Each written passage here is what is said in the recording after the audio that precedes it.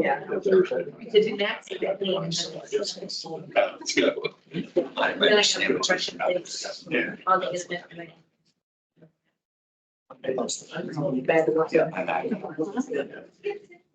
In that ratio, check that. So you're saying that you're for 3 months.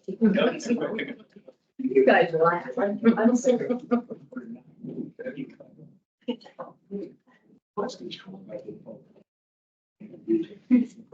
That is the right one. Yeah, but I'm not here.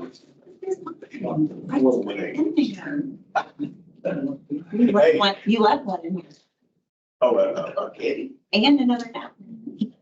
Ready. I didn't know if you knew. You want some? No, it looks good. Now I'm gonna throw Yeah, it. well, it has. We haven't officially given it. I mean, it's probably. Yeah, and Paul was or stock it first. I wish got bacon in it. I wonder if it's- It's roommate for a minute, I'm like, we should, but I crushed it. I crushed it. I was like, Oh, it you- didn't feel right. I'll give it. Yeah, I did. Same thing. Rusty left. He left it.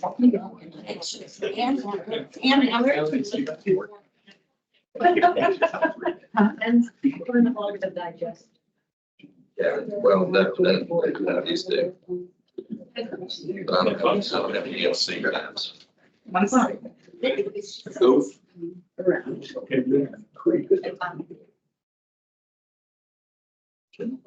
There's sandwiches in there, by the way. Yeah, for anybody.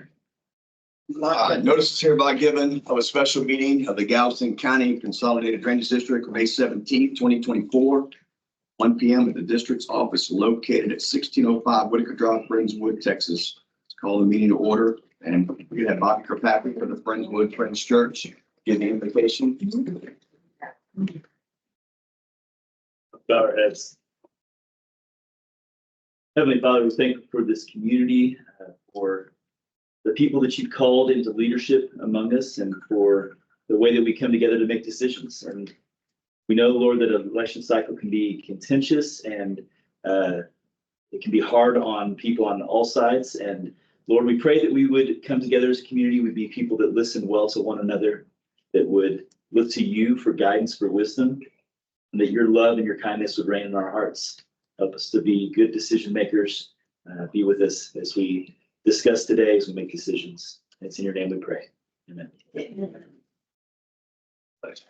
Pledge allegiance to the flag of the United States of America And to the republic for which it stands, one nation under God, indivisible, with liberty and justice for all. Honor to thy society, I pledge allegiance to thee, Texas, one state, under God, one and indivisible. Citizens' comments, members of the public are invited for comments at this time. If you haven't signed up for citizen comments, please do so at the back. And I'd ask you to please step to the podium when you are called to speak. Do you have anybody who wants to speak citizens' comments? Kevin, you want to speak? Do the sheet too. Yeah. I'm the only one on there so far. Today, Joseph will be the man. I'll put it back when I leave. Mr. Holland, yes, sir. Wow, this dude looks better. Hope Brandon, no stress. I'm part of you guys now. You want your old spot back? Oh, thank you. Congratulations. Thank you. You too, for a well-run campaign. Game is over. You guys going? Now, let's heal whatever animosities are there. I'm not here for animosities, here to take care of stuff in the city and my house now. I won't be asking you all to fix anything at my house. But I did notice on the agenda, you guys were talking about a ball field. It's later on your agenda to approve it. There were two larger tracks I would request that you go look at that were approved. Much bigger impact In the meeting before, some people across the creek came here talking about a development just across the creek from it. When you're looking at these plans, yes, Jason, you're right. Everything is in compliance on the site. How does it affect the ones adjacent to it, especially along the creek? Kathy pointed out location of ponds and things like that. It can be in compliance, but you can also look at sites and make them function better. So where your son's house was affected last week, the property just across the creek that you guys approved, pay attention to that one. That's a lot of square footage. Push a lot of water in that creek. Could be a problem down the road. You'll get another whack at it. But I wanted to point that out, and I want to say congratulations and good luck. And I feel so much better that you guys are there. Thank you. Thank you. Thanks, Kevin. Anybody else sign up in the back? Alrighty, we will move on to discussion and action items. A, discussion and possible action on changing the Galveston County Consolidated Drainage District's meeting day and time to the first Tuesday after the first Monday of the month at 5:30 p.m.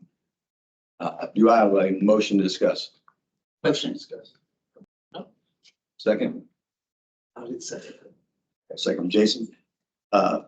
Discussion. I want to clarify something on that before we go, and then I want to hear from y'all. So I've had a lot of input on this, and the thinking was to have, with the public, is to have the meeting time the day after council, and to keep that where everybody can just go bam, bam, and take care of stuff and go on about their month.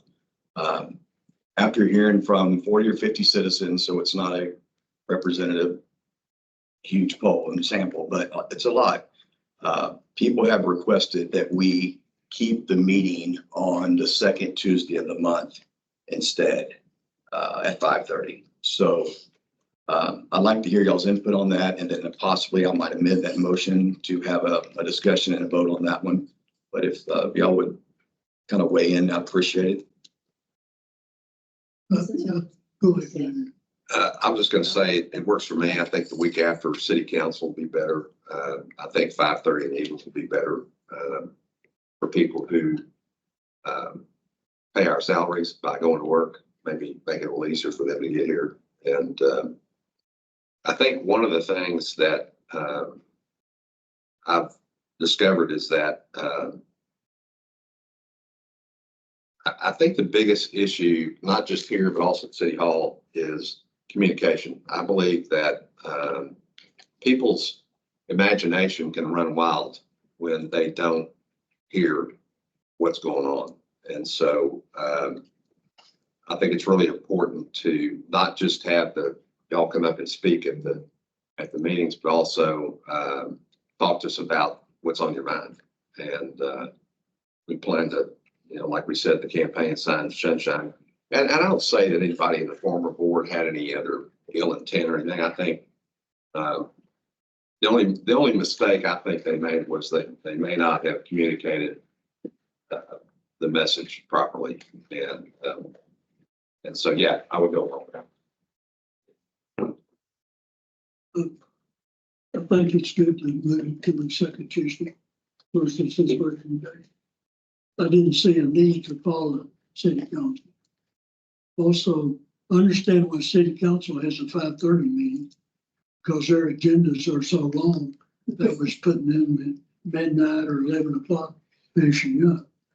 I don't believe we have that problem. And I also, somebody that works in Houston or out of our city, maybe even on the other side of our city, and gets off at 5 o'clock, is going to have a hard time getting there by 5:30. So I'd even entertain moving it to 6. But y'all can discuss that some more.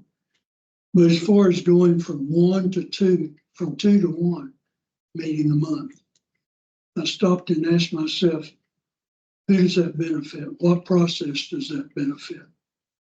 And I looked at, well, the district, how does that improve the district's process? And I couldn't find an answer. It looked like that what it did is potentially inhibit the district satisfying their customers because of time delay on approval of drawings or approval on variances and whatnot. So, well, how about the citizens? How does it benefit the citizens? Well, I couldn't find an answer there, other than the fact it has the opportunities for them to interact with us. So I didn't find a positive there. How about our contractors? Well, they are getting paid twice a month now. If we go to one meeting, they'll get paid once a month. So I didn't find a benefit there. The only benefit I found was with us, and that was that we didn't have to meet once a month. So we did have half the time we did.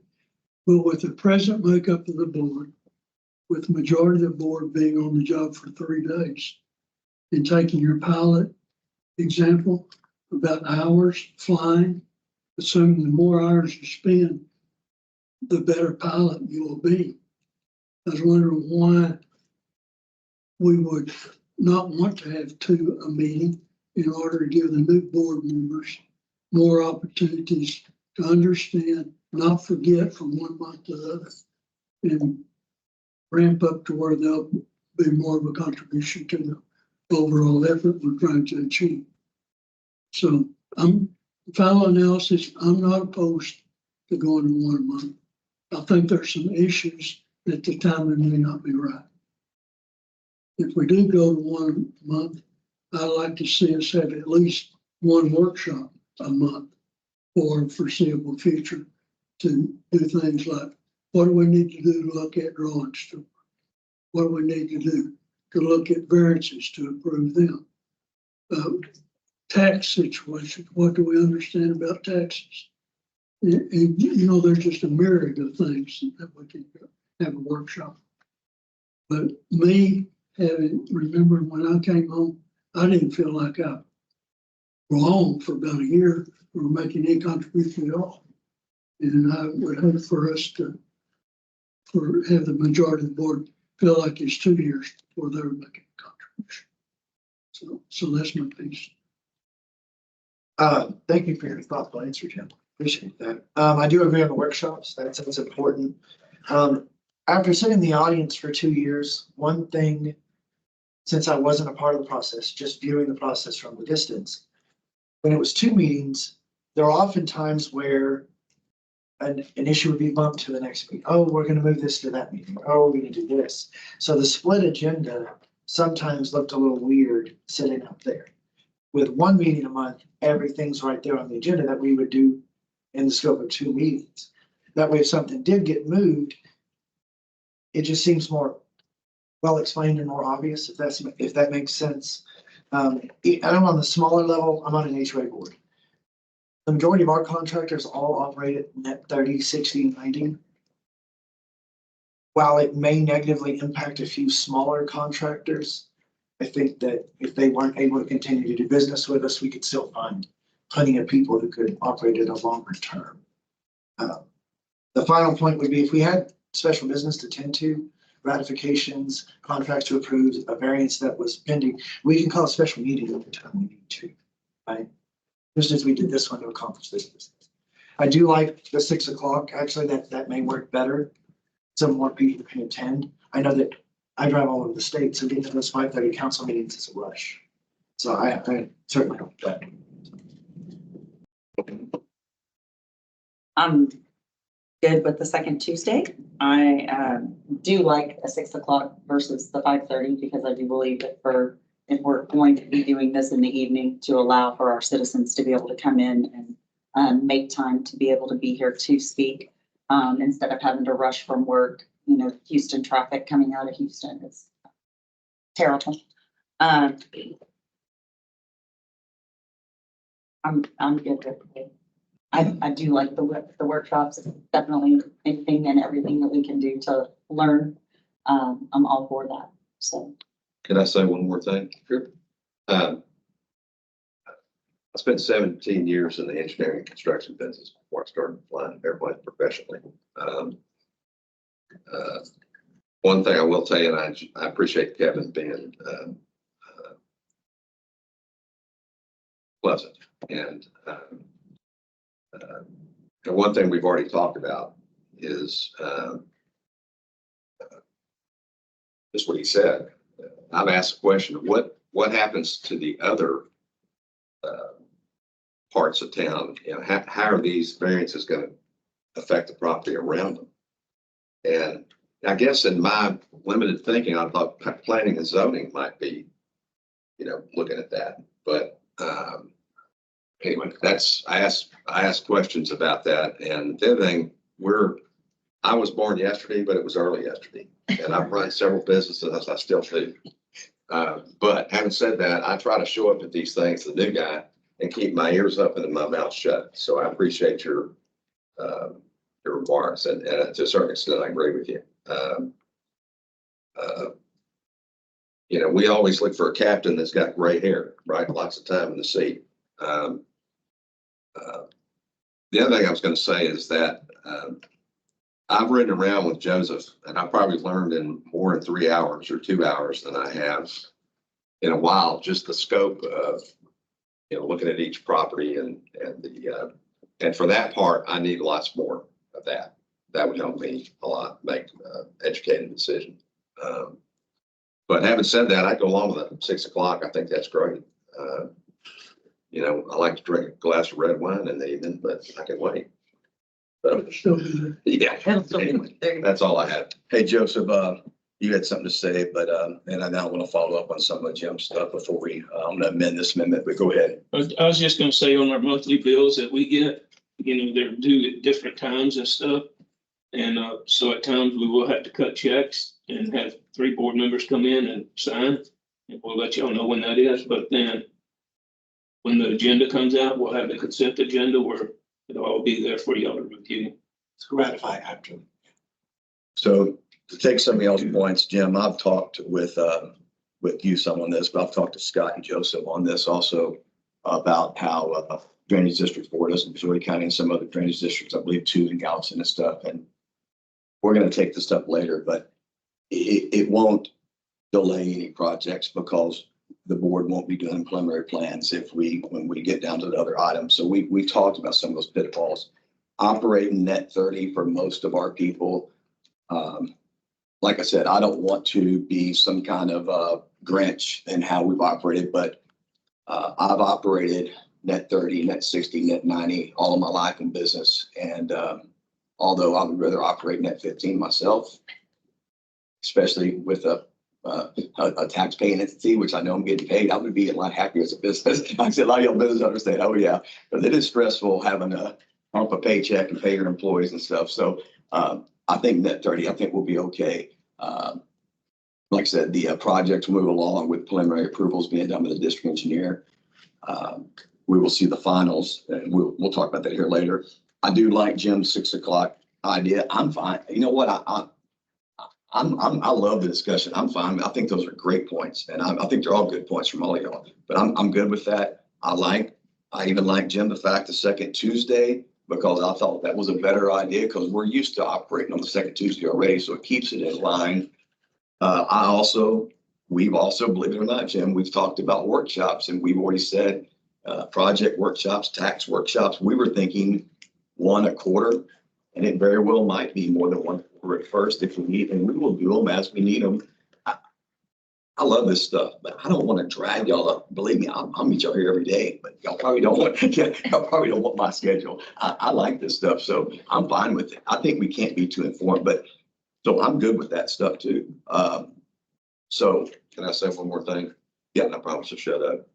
Let me just tell you this. You have what we refer to as institutional knowledge, and that's a compliment. You've been here a while. Your experience is valuable. You know, I'm new to this. Kim and Jason, they probably are more familiar with these things than I am, but I don't want you to think that you're discounting advice. And just like I told Rusty, that doesn't mean I'm gonna vote with him every time, but at the same time, I need to hear from everybody. So I just want you to know that a lot of times what happens, years ago, I worked for Flight Safety, which is world's largest training organization, pilots. And the guy would get old and they'd get rid of him. Well, and the first thing you know, there's a big gap there, you know. Nobody knows who wrote the curriculum. Nobody knows the reason why. So I'm a big believer in experience, institutional knowledge. Thank you, sir. So I'm going to amend the motion. I have one thing. Yes, sir. Go ahead. I like a commitment that the board hasn't got calling special meetings if Oh, yeah. the need arises. Absolutely. Man, you better be careful with me. Okay. I mean, be careful here. That's fine. You don't have to worry about it. Yeah, y'all got me on video. Hello. Okay. So, yeah, we can meet here. Kim, you want to meet here every day? No, I'm not gonna be in here every day, but I will meet whenever I need to be. One of Yes, the first workshops that needs to happen is Scott and I needs to bring the whole board up with all the projects and stuff, and all of us get on the same page, because that's a big deal. Because before long, we're gonna fix and start working on a budget. So everybody knows, aside from an emergency meeting, we have to have 72 hours notice. So just everybody will have plenty of notice. That's 3 full days.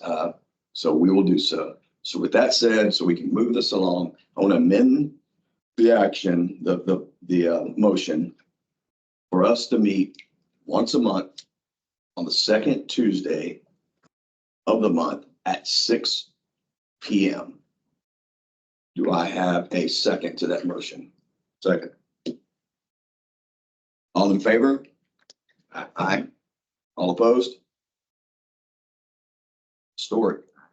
5-0. Discuss possible action for the initial preliminary plans reviews to be done by the district engineer and operations manager, and the final plans would be approved by the board of directors. Do I have a motion? Motion to approve. Second. Any discussion on that one? We've kind of covered that. Oh, Scott, go ahead. I suggest that you, if you decide to act on that, amend the motion to allow us to modify the preliminary signature block in the design criteria manual. That Joseph and I's signature instead of the board members. Okay, so I have a suggestion, and I'll make a motion that the district engineer can modify the plans.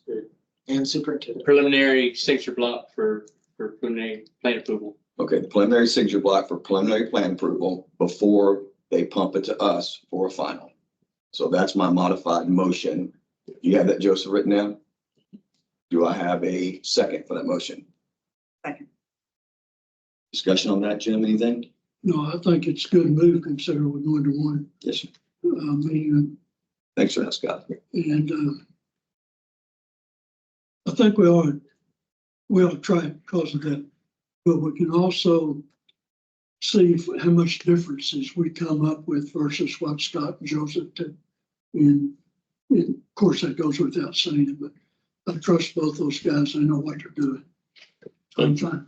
I think, and Jim's right. I agree with Jim on this a lot. I think what he's saying is, in a nice way, is, man, you got some pressure on y'all now to make sure the stuff's done right. So in a nice way, he's saying, hey, guys, sharpen up your minds and look at them good. Because, you know, not to saying that we ever catch things, and Jim has, and other people in Marcus, and other people have, and people have caught things. I mean, even Barchak and I a couple of times caught some stuff. We're pretty proud of each other over there. But most of the time, I think y'all do an outstanding job. But if y'all would, you know, just really make sure before we get to finals that we have done the due diligence for the district and the people. Just like Kevin said, to make sure that we're doing the right thing. And if we need to talk about it, let's slow down and talk. I want to slow down and talk about things when it's important. I don't want to get in a hurry. Okay, so thank you, Jeff. So with that modification of the motion, all in favor? Aye. All opposed? 5-0 carries. C, discuss and possible action on a 10% homestead exemption effective for this year, 2024 taxing season, and of course, moving forward. Do I have a motion to discuss? Motion to discuss. Second.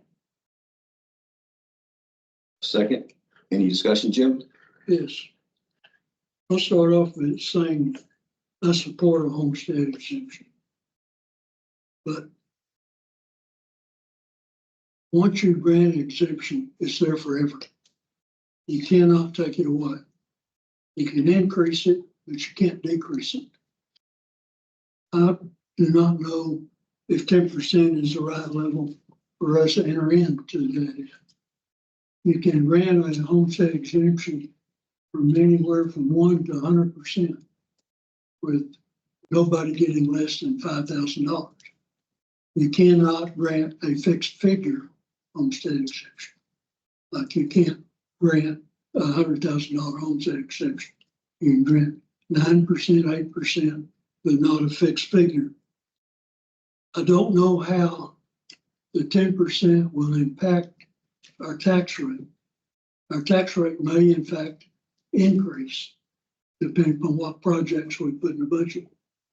I'd like to have a feeling for what that impact's going to be before we approve the 10%. Maybe the tax experts I've talked about have recommended you go in at a lower value like 5%, where you can try to correct any unintended consequences resulting from a higher exemption. And I really think I'll just be frank, the optics don't look good for the majority of the board to come in, being on the job for 3 weeks, passing something that is irrevocable. We have time to discuss this June 4th. We have to make a decision by July 1st. So there is a time to reach a resolution on this. And I would recommend we have a workshop on our taxes with our tax consultant present and get a feel, let y'all get a feel for how this impacts. It's not simple at all. It's very complicated. By doing a homestead exemption, you force more tax burden on businesses. Is that what we want to do? Probably to a certain extent, but what extent?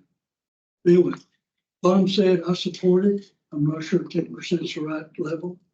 I'd like to look at the tax rate and have a workshop on it before we decide. Anything new?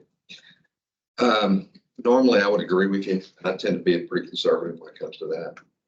But I've done my homework and I've consulted some tax people.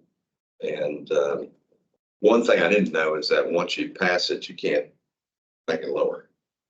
But on the other hand, every other taxing authority gives a 10% homestead exemption. And so I understand what you're saying. I can appreciate that, but I think through other methods, we could make up the difference if we have to. So I'm basically for it. That's my opinion. Excuse me, I left out one point if I'm not. Sure. The homestead exemption is really a shell game. Just as you pointed out, we can make it up otherwise. If you grant the exemption, then you raise the tax rate to make up for the shortfall that the homestead exemption caused. And so it all hinges on what we want our budget to look like, where we want the revenue to come. I think there needs to be some planning along those lines. And I don't know what we committed to thus far as projects go. And I haven't seen a budget. It's year by year. So, but once again, like I said, I did my homework. I think we can make numbers work. So that's my opinion. Thank you. Jason? Notes. Okay, so we'll start with the homestead percentage. And, initially we had talked to 20%. That is what the school district offers. And that is what the city offers. Our county is 10%, right? One thing that, Rusty actually explains it better than I do, but a 10% cap, that homestead exemption on your increase in property value is not a 10% takeaway from the money the district can collect. It's a cap on a future percentage to take away money. So you also have to account businesses and non-homesteaded properties. But by putting a 10% cap on the evaluation, you're not taking away 10% of your tax revenue. And you had said if we had a budget shortfall, or if we needed specific projects to be accomplished, you could raise the rate. Or if it's a big enough project with enough need, then we float a bond. We go to the voters and we say, this is the project we need to do. This is the money we need to do it. Here's our time frame. Here's everything. And then allow the voters to make that decision. We have money now. We do. And when you look at the increase from 21 to 23 in percentage, it's somewhere between 36% and 41% of increases over that 3-year span. If we go back to the water code, and if you only do an 8% increase over those years, we still have at least 2 years tax increases we've already passed. So even with the cap now, if we do the homestead, we've still got another 8% tax increase that we're benefiting from that was previously passed. Like I said, initially we talked 20%, the 10% was more middle of the road. This is something else we would do a workshop on, explain to the public in detail, with facts and figures how it works. But currently I definitely support the 10% exemption. All right. Yeah. I'm for the tax exemption because we need it. Our citizens need it. And there's no reason for us to not be one of the 4 entities not having an exemption. I'm all for it. I'll say one more thing. Sure. With the racket that the state of Texas has with the Harris County Appraisal District, Galveston County Appraisal District, all the things that Dan Patrick went up there to fix. Pretty much the increase in the valuations kind of negates what little bit of exemption this would give the public. Just a clawback mechanism each time. Clawback. Yeah, clawback, and it's just I hate taxes, and I think it was Will Rogers that thank God we didn't get all the government we pay for. And so, anyway, that's my point. Is I think it's with the valuation racket going on with the appraisal districts. I think a lot of people would appreciate the small decrease. So that's it, Mr. President. Well, I have a trusty little chart here that I've been compiling, and I've been working on this for over 2 years. And unfortunately, I still budget in my business too. And I'm more than quite sure that we can give a 10% home exemption. I'm pretty quite sure we can give a bigger exemption, which I would, but I want to be conservative in my approach with this, with the board. And what I have, this has been a bell cow for me before I even ran for this office. So you can play, and as Jim says, you can play tax rate games all you want. And you can undo anything with increasing tax rates up to what you're allowed to by the water code that governs us. And you can correct any exemption. I have a little chart right here. I can give a 10% exemption. I give a 20% exemption. And I can raise the tax rate to 0.14 cents on the dollar over here on the far right. And I can negate the 20% exemption and give everybody an 8% increase in what they actually pay the district. So y'all quit thinking about tax rate with all these people. Think about what you actually pay to these tax entities and what you pay the next year. That's money out of your pocket. Forget tax rate. Remember what you're paying. And that's what it's based on. In our district, it's based on the average home in the district, what they paid last year. They cannot pay 8% more without a recall election being that could happen. That's it. 8% is the max. Anything past 8% of what they pay. Forget tax rate, what they pay, the average value in the district, what that person pays.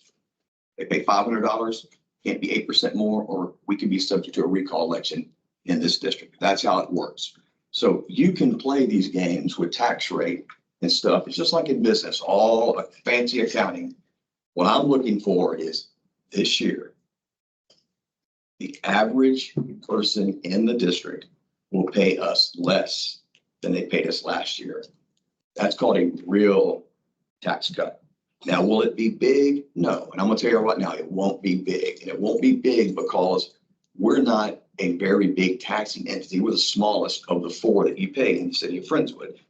Okay. So, but here's what's good. The delta gets big if you look at it, extrapolate it out over years like anything else. It's called tax creep. We might give a $25 or $30. You might pay $35 less than you paid last year. but it's not going $50 the other way. That's $80. Over 10 years, that's $800. So if everybody does responsible taxation, all 4 entities in this area, and you hold them to that, that's a lot of money. You're talking $3,000, $3,200 over 10 years. You're talking about some money, but everybody has to do their job. We're just one entity. Budgeting, I've talked to Joseph about that. We're not going to have a problem with budgeting and money in this district with a 10% exemption.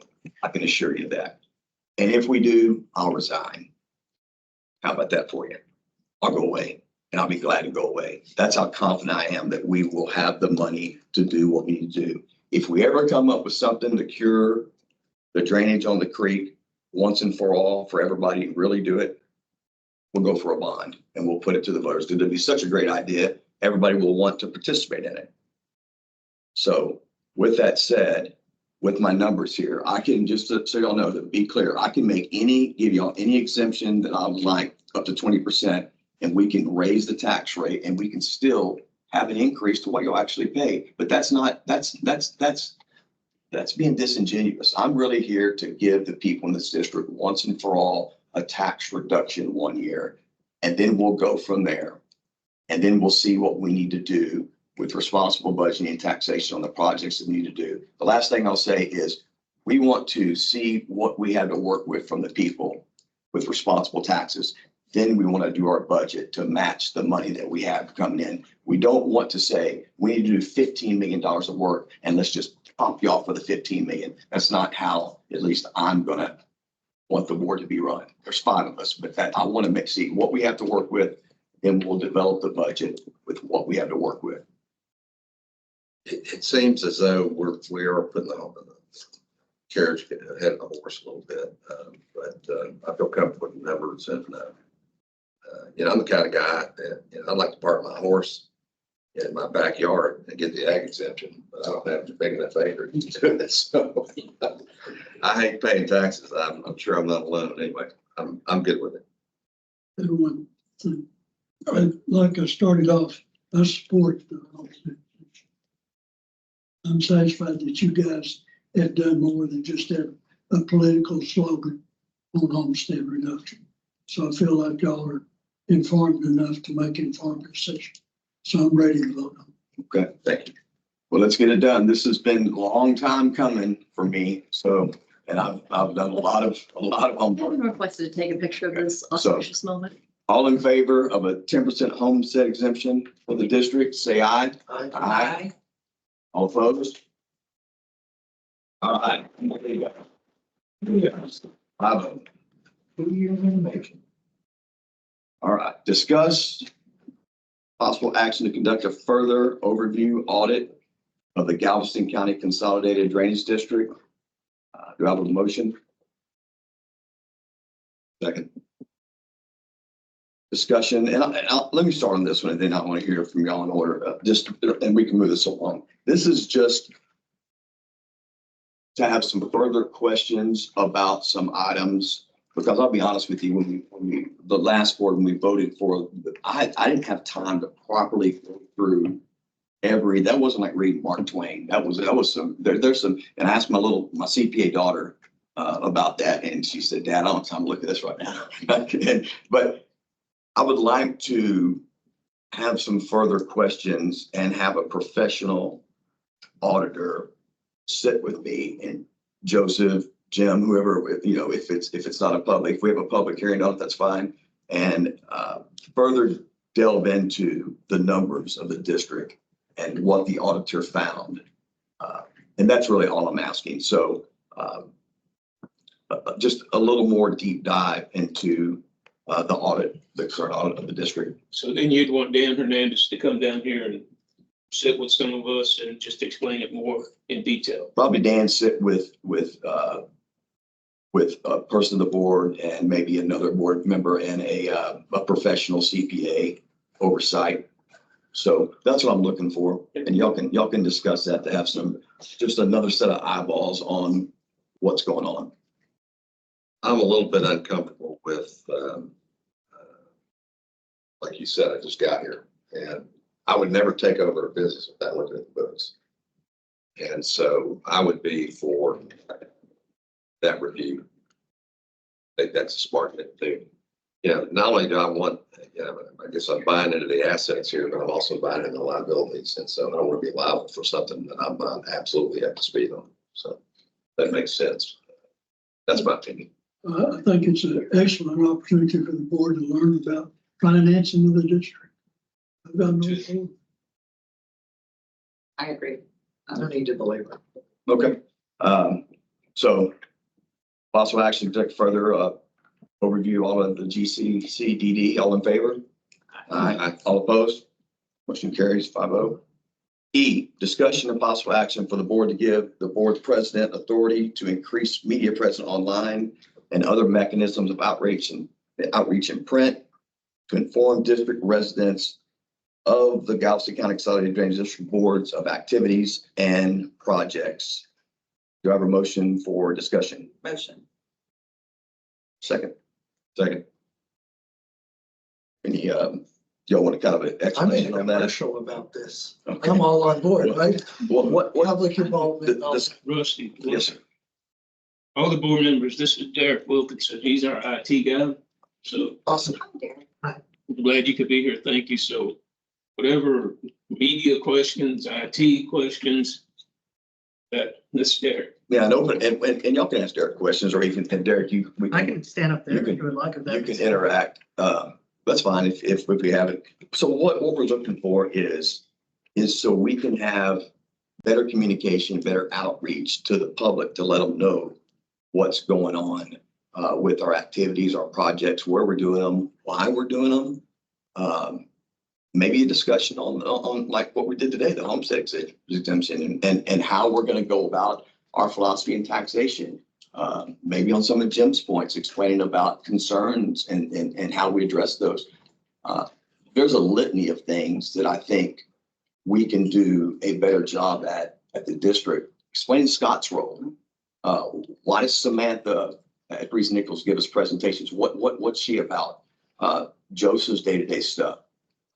You know, there's the drone flying that Jim and I were looking at earlier on these ponds and the district's policies on why we don't maintain wet ponds and why we maintain dry ponds and our theory on that. There's all kinds of things that we can do better. Janice Slow told me the other day about still, even though I slowed it down last meeting, that y'all might know what you're looking at and where it's at because y'all know what the meeting agenda is going to be, but the public still doesn't know sometimes in the city, you know, what we're looking at and where those projects are.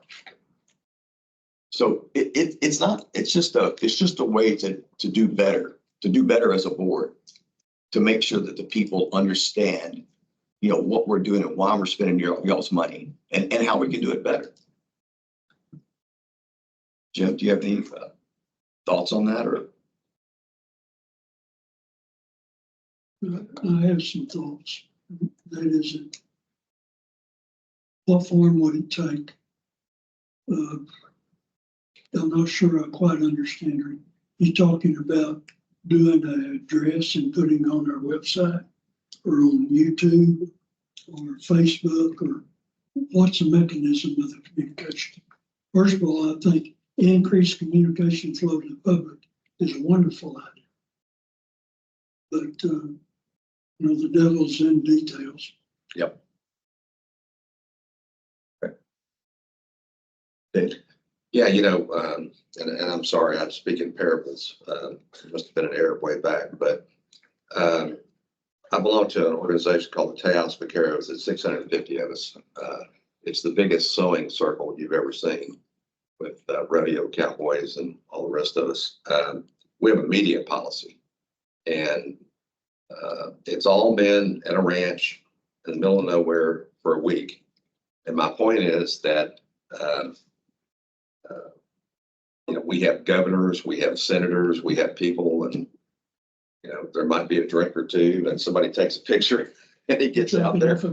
Yeah, so I'm all for the communication. I just don't want to have a posse show up here one day and want to hang us. But I do like the idea, and it's one of our campaign promises. We open it up, you know, let's talk to everybody. I want to hear everybody's ideas. And so I'm for it. I think that one message, there's a lot of rumors that go on. And so I think if they heard from the horse's mouth what our message is, that might solve a lot of, angst. And when we leave here, I'm sure somebody's going to say, they're going to come dig something in my backyard, or, they're going to bury something there. So I'm for it. I just think, I'm like with Jim, what do you have in mind as far as how to communicate it? That's what I'd be interested in, but I'm for it. Jason? And one thing we had joked about the other day was even with the homestead or any other simple thing, like a schoolhouse rock, or, I'm just a Bill version of what we're working on, follow the bouncing ball. Like, make it as lay as possible so that anyone who has a question has easy access to the information and then some level of understanding. Another thing we talked about is like a drainage at works, or at work segment, updating the minor projects, just like they had started to expand over the last year with the YouTube videos and the drones and everything else. But it was mentioned earlier, sunlight's the greatest disinfectant. You know what we're doing, why we're doing it, and whether you agree with the project or not, at least you don't have any questions. With as far as the media outreach goes, unless we expand our footprint, we all know what this place is. Most people don't. So until we expand the footprint, get more people involved, we're not going to be able to accomplish the big things. How do you eat an elephant? One bite at a time. And that's where we have to start. We cannot fix the problems today, tomorrow, or for the foreseeable future, but each day, another bite, another way to get through them. So media presence will really help with that, especially with people under our age. I'm now old enough to say people younger than me. They consume information differently. They're involved with life differently. So we have to find a way to get to them as well because they pay taxes too. I got asked multiple times, many times, Together. January, February, why are you doing this? Then it was, what are you running for? What is that? I think that the drainage district needs that. We need to be out there. We need to be letting the citizens of Friendswood and Lake City know what we're doing, what's going on. We are a taxing entity and they didn't know. A lot of them didn't know. And they need to know what's going on and what's happening instead of just sitting there wondering, why isn't the city doing anything to help us? What's the chance that I'm gonna flood again? And that's blaming it on the city. And not knowing that there's even a drainage district to even talk to and ask questions. You want me to blame it on us? Well, no, and not to blame, but just to say, hey, here we are. We're going to be working for y'all. We're working for y'all. We're working to do this stuff. So I think bringing it out. Now, I'd love to see Rusty in a TikTok video. That would be actually pretty darn funny. Yeah. I got one more thing to say. I went yesterday to a meeting of the Bay Area Economic Partnership and the International Maritime Advisory Committee agency. Rusty and I talked about this. I think at some point we would go make and this has to do with the overall deal, the Ike Dike and the Clear Lake thing. And I think one of the things I was told I was the first representative from this district ever to show up to that meeting. We used to Have you show been up. there? We were there every meeting up until when COVID hit. Okay. All right, I think that it's important to let everybody know who we are because we're trying to build a coalition of all our neighbors to do what you want to do and what we all want to do, which is take care of Clear Creek.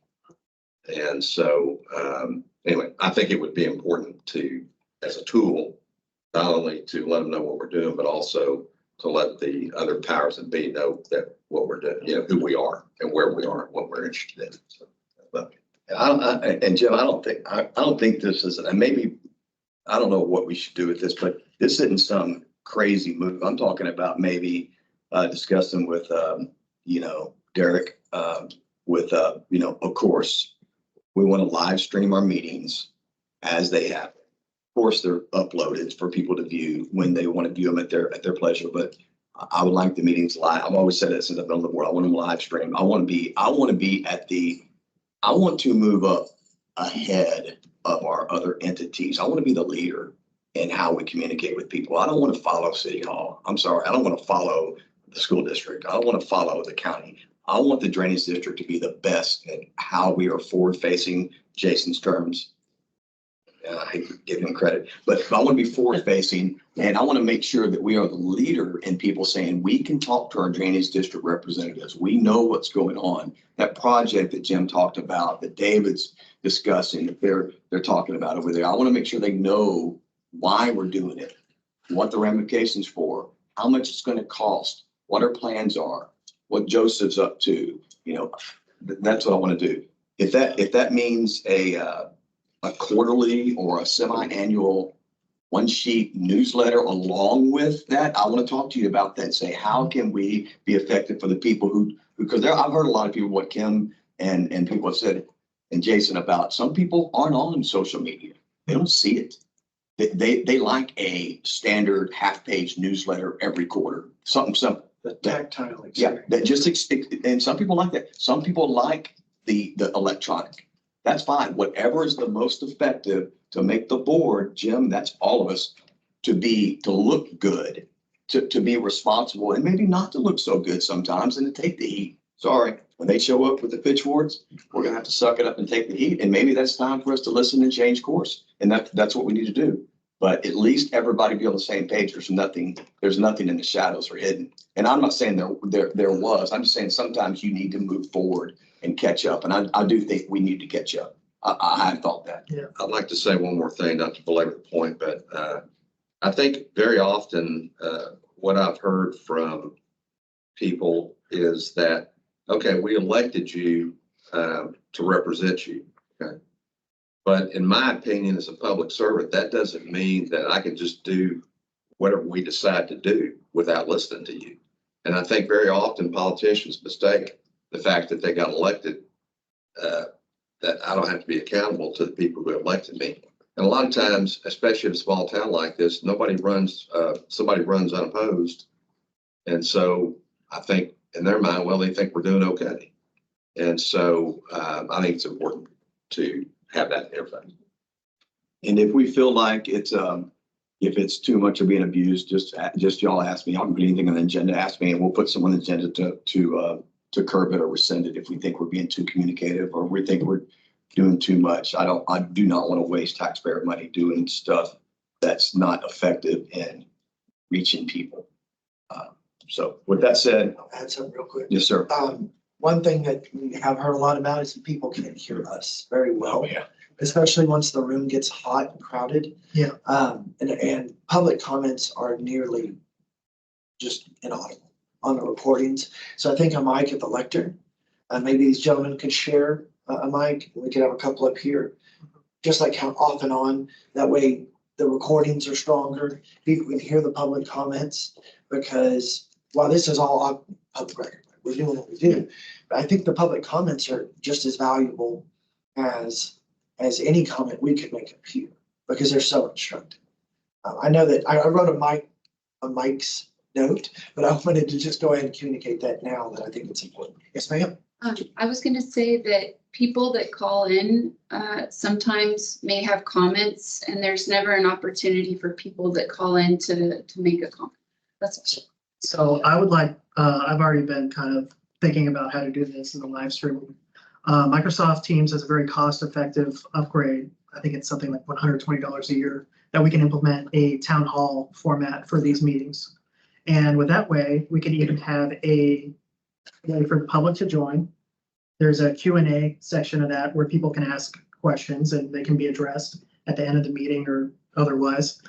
And it can be live streamed directly. I think that's the easiest way of doing it. It's going to be the easiest for Kathy and Joseph to, I think, adjust to it versus us adding a YouTube live stream element. It's a little bit more complicated. And we can continue to post the meeting afterwards to YouTube. But for live streaming, I recommend Microsoft Teams. It's free for other people to join. They don't even need to make an account or anything. They wouldn't be able to, start yelling in the meeting or be on video. The only input they would have is the Q&A section, right?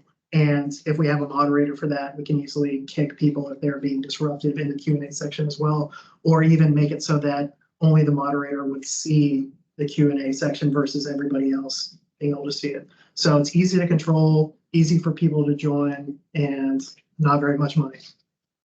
So to move this along, y'all just kind of giving me the lead on on exactly these items to deal with Derek and to move this stuff forward. I will be talking, trust me, y'all keep pressing me. Y'all gonna be here full time, full-time employees pretty soon. I will talk to y'all whenever y'all want to talk, probably more than y'all want to talk about any of this stuff.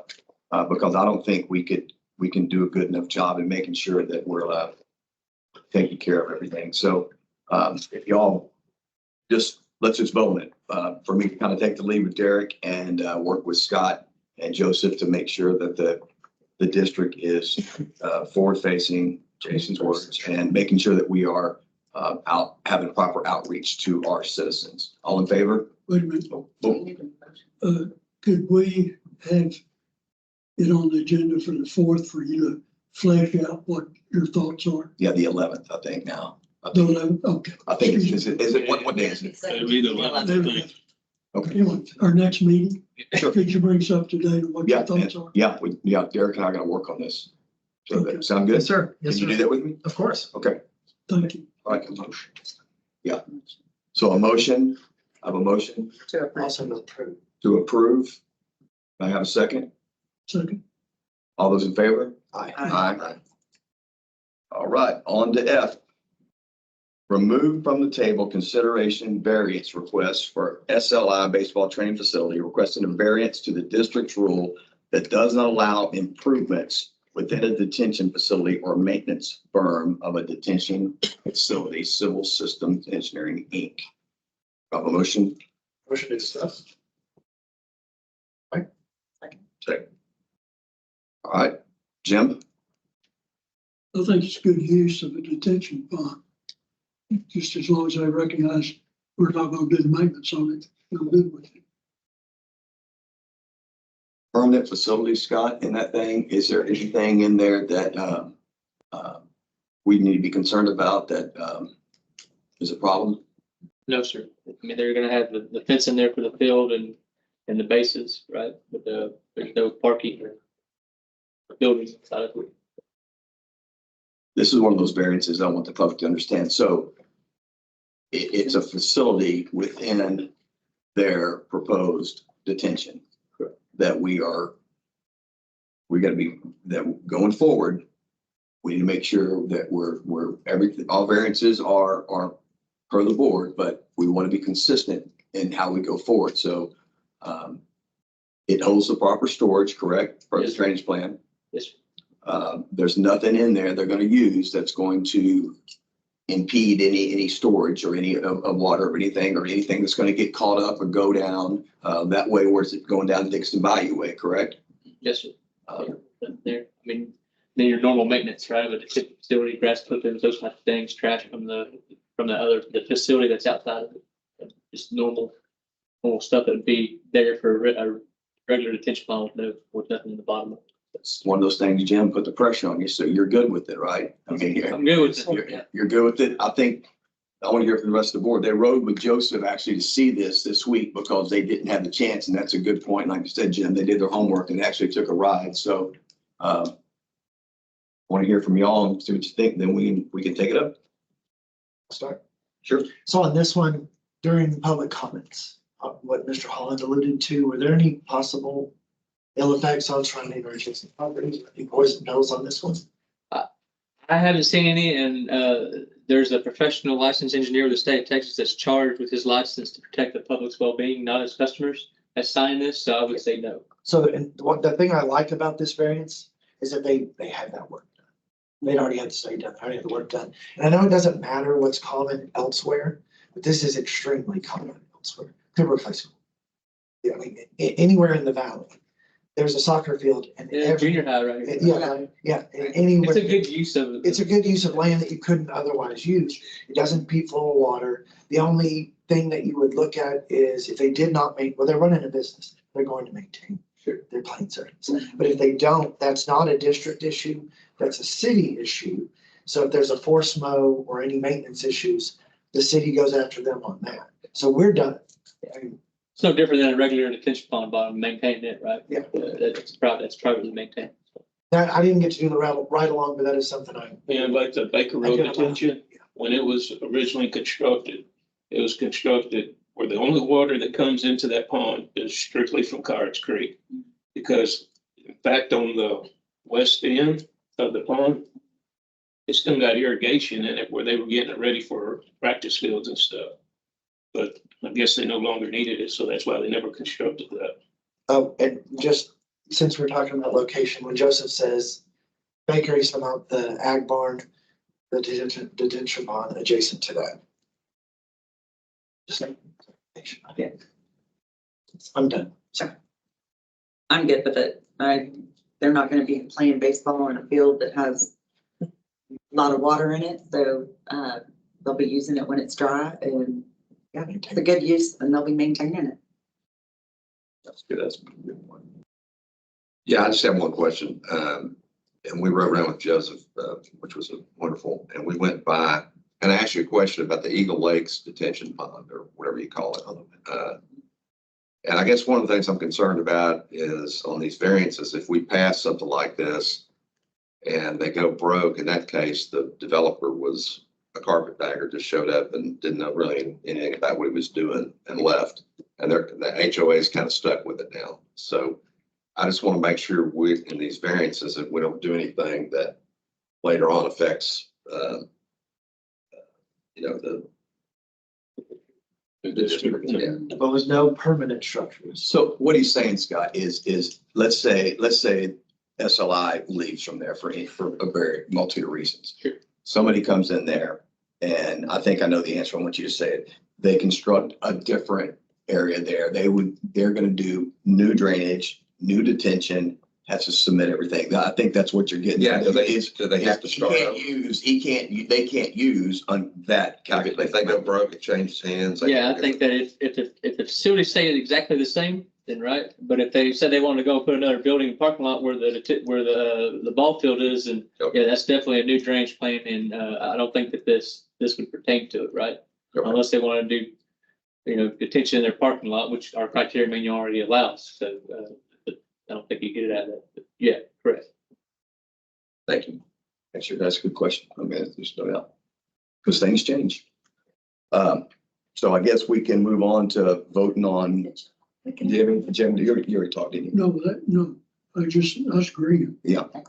Do we have yes, Kathy, go ahead. I just have a question about the reason that you don't allow development in a detention area. Because it seems like Harris County has done a whole lot with nice hike and bike trails, parks and what have you. And so it seems like, rather than having all these one-off variances, maybe reconsidering that whole concept, within the lines of what happens if the people go broke, or what happens if, it's letting junk run down in the stream because the bench is cut loose or something. Yeah, well, just to move this on, that we can always consider changing the criteria manual. But I think the question on the economic of people moving or going broke, I think that's pretty, and I talked to David about this earlier. I think that's pretty simple. If things change, impervious cover changes, buildings change, the drainage plan is going to change, and there's going to be a resubmittal on that. So I think that there's always a chance with anything in the city that the usage of areas can change, and that's going to change everything. So we can take that up. But as far as the criteria manual on what we allow for all types of situations, there's a lot of things we could probably look at going down the road. And I'm open to look at anything. We changed some things in the criteria manual, Jim, just this past really year. So we're open for always improving the way we go about things. With this in mind, I'm only interested in reducing the water level in Friendswood and doing better. I'm never interested in doing any worse. We're not going, I want to go the proper way at all times. So with that in mind, that's as being on the board 1 of 5, I'm always moving that direction. So Yeah, so I would like to see, because I like your generally stated policy of reducing variances, not having variances to everything that comes down the pipe. But maybe having a workshop on why some things in the criteria are the way they are, maybe they need to be revisited. I'll say on this board, since I've been on there and since I've been following it, there hasn't been a lot. We're not a big variance board, and we never have been. And I think that go back even Harold's days, even when I was following it, when Joseph and Harold were around here before any of these people were on the board that I joined. We've never been a big variance board, Joseph. And I'm not big on that stuff either. I like having the criteria manual. I like being consistent in the way we go about things. The majority of the variances requests have been for wet bottom. Yeah. Detention. So, well noted. So I guess we can vote on the variance request for SLI for this first one, F. So with that, all in favor? Aye. Aye. All opposed? G, remove from the table the consideration for SLI's baseball training facilities preliminary drainage plan, Civil Systems Engineering, Inc. Move to approve. I second. Any discussion? All those in favor? Aye. H, remove from the table consideration variance request for Judy Funeral Homes Development requesting to not be required to obtain preliminary or final drainage plan from the district in order to remove and replace existing impervious cover as long as there is not a net increase in impervious cover. Do I have a motion for discussion? Motion. Second. Discussion? Second. Yeah, you want discussion? It's trading 900 foot for another 900 foot. I don't see an issue with it. Yeah, I think I don't really have an issue with it either from just a practical standpoint, but I think for from our what we're charted to do here, I think the guy's got to apply. He has to fill in the paperwork, and we have to receive what his plan is. My problem is I'd like to help the guy. He's a good guy, but then we have to do it for everybody else. So I think it's a pretty simple approve if we just get the guy to comply with the requirements. I would like the engineering study. Like, the reason the baseball one was easy is because it was a request for a variance in the proper right. So for me, I would, if we're going to have the baseball folks do the proper work to get their variance or to get their project moving, I think that's something we should stick with for everyone. That's just my line of thinking right now. Scott, so what do we need from this facility to the paperwork we need to grant this variance in your estimation? So the way the variance is written, it is written to not require them to have an engineered drainage plan and it be preliminary and take preliminary and final drainage plan approval from the board, right? That's what our criteria manual requires, that any development, especially commercial, got to have a preliminary plan approved by the board and then a final drainage plan approved by the board. They're requesting not to have to do this so that they could move forward with building their garage. What they would need, if you don't grant this, is to follow the manual and provide a preliminary and final drainage plan. I can't speak for the whole board. I don't think there'll be an issue with it. I think doing the necessary paperwork per our manual is the right way to go. And after that, personally, as one person, I don't think I'll have a problem with it, but I do want the necessary paperwork and the necessary plan as you are requesting to be done before we consider this variance. And like I said, I don't have a problem with it. I think if that's done. I'd like to say one more thing if I can, Mr.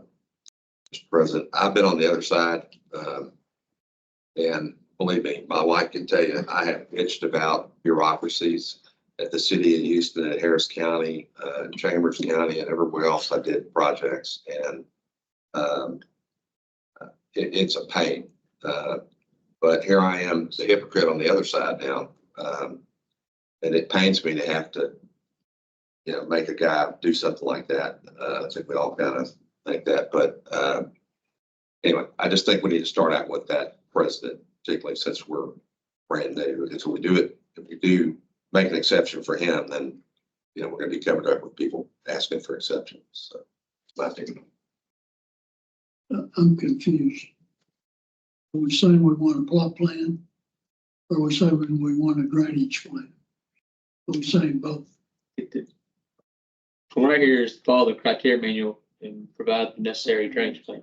Right. That's what I was talking to Scott over there. I think the necessary drainage plan is what we need. Do we realize that's expensive? I know, that's what David just said. It's, Did he do one of the original lot? Does he have an existing plan? Can I do some plan of the, I'm surprised. If it's the, With the city had. probably not. They don't That have would- things else, not yeah. one. yeah, You see the dilemma. That pisses me off too. I've been there. But if, you know, I know that they're, obviously everybody's in a hurry, but there's critical timing to meet the code. Is that what it is? Well, yes, Maybe the board could consider potentially granting it with the understanding that they provide the required engineered drainage plan within a certain time frame, so that way they could keep moving with permitting with the city. I don't know if you want to consider that, but that might be an option to meet them halfway. It's totally up to y'all. I view it as an impervious cover issue. And you've got 900 square feet of concrete on one side of your yard, and you're gonna put 900 feet on the other side and tear up the original 900. yeah, I think the procedure is what we're talking about. I think it absolutely makes sense, but I think it's just what we require from everybody. So. This is also kind of a one-off situation because it was business before the previous board. So we're kind of coming in. Is there a way to streamline it somehow? Well, yeah, that's true. I mean, you have to have the preliminary and final plan approved, right, y'all? Yeah, and like I said, we're streamlined. It doesn't, like I said, it doesn't matter 1 meeting, 2 meetings. We in the old war, we'd go preliminary and then we do final. We didn't. So, I think to Rusty's point, you gotta have records of what's going on too in 10 years whenever. yeah, I mean, that's the point, Mr. Rice, too. Believe me, I'm a small business guy. I'm the least one for driving up costs, but I get nickel and dime all the time for procedure stuff that doesn't make any sense with the feds or the state. We just pay franchise taxes. And I think that's I didn't like that one, but you know, there's a lot of things that go on. I think it's proper for us to have the proper documentation with the way we operate with our criteria manual. That's my only angst. It's not, once again, I'm one person. I don't think the board's going to have a big problem with it. I just think the proper way to go about it, and I've talked to Scott about this, and I think we're in agreement on that, of just having the proper documentation as is requested by our rules. How much money are we talking about? Yeah, I asked him that. 6 to 10. No, not that much. I don't, you think it's that much? Yeah. Yeah, I heard 6 or 10,000? yeah, I heard like 5. Can we, I could send. we can Do the topographic survey and the actual engineering and run through the district and then the city too, right? So. I could get somebody to put a seal on there for a case of whiskey at $500. Scott didn't hear that.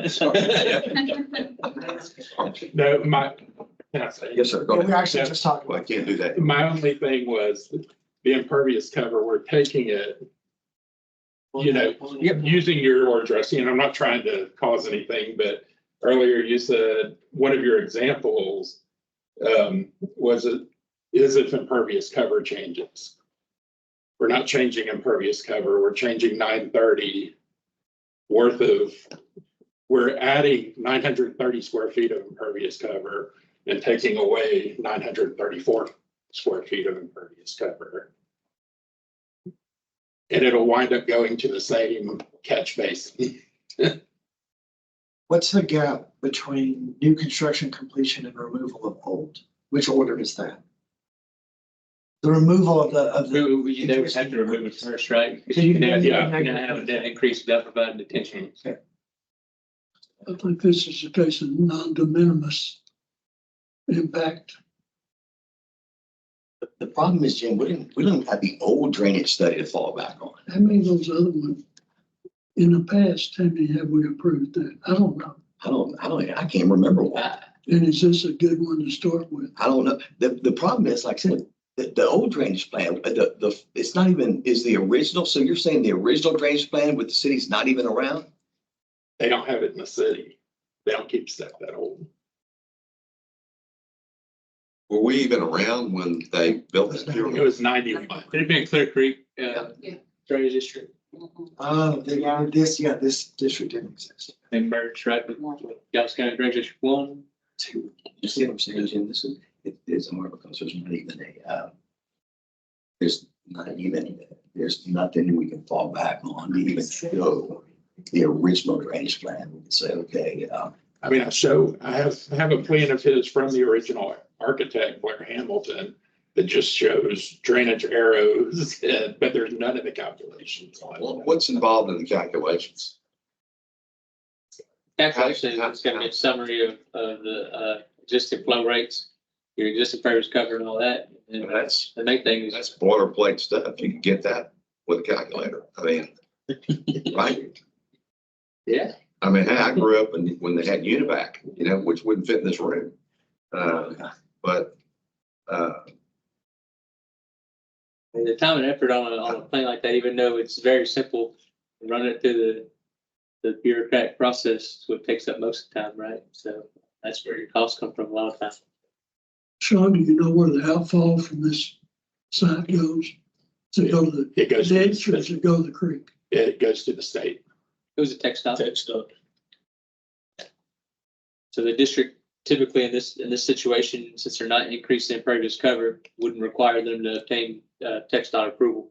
If they were increasing impervious cover, they would have to go back to TxDOT, and that would add 6 months to a year to the process. So TxDOT's all right with it. they're fine. thank God, he'd really be waiting there. And then you'd think our bureaucracy, you'd be loving us then. You'd be saying, hey, man, we love these I guys. understand. Okay. Yeah. 6 months versus 5. Yeah, you'd be, that's the point. It's a, That would be fine. I mean,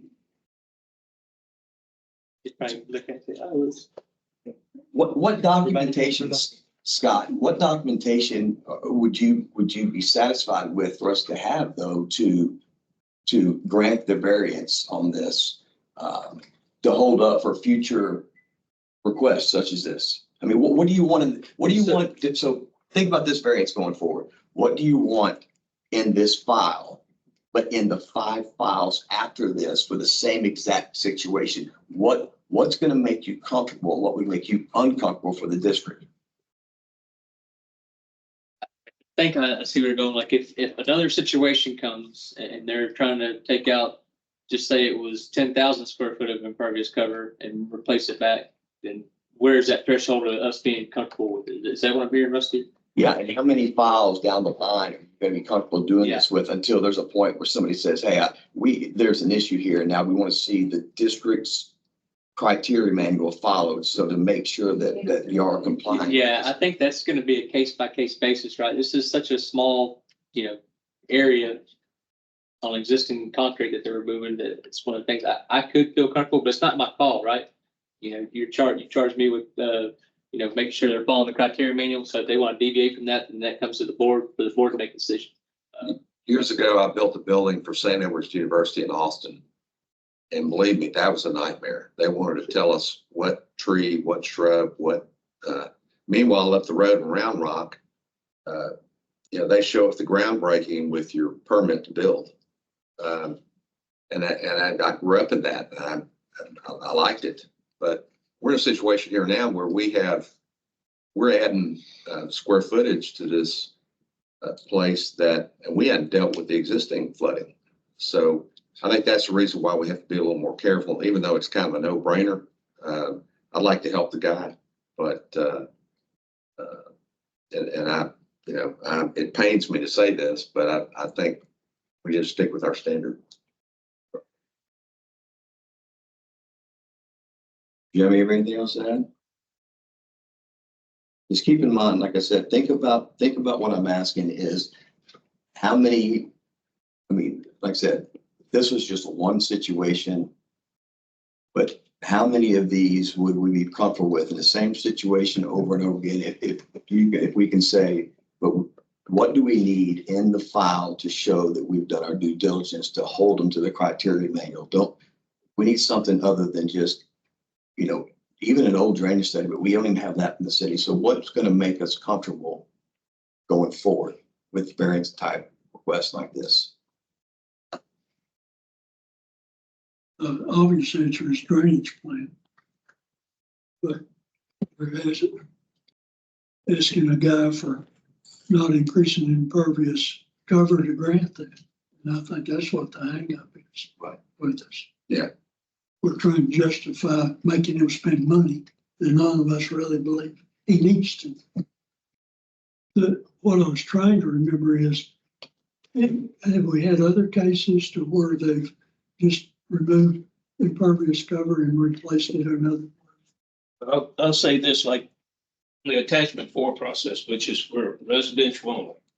But if they take out 100 square foot and replace it with 100 square foot, they'll know it's nothing. Yeah, Any that's a residential. new impervious cover, then it's $1 square foot for the Bonneton Regional Detention. This is a very, very unique situation with the small amount of area that's being disturbed. I haven't seen this.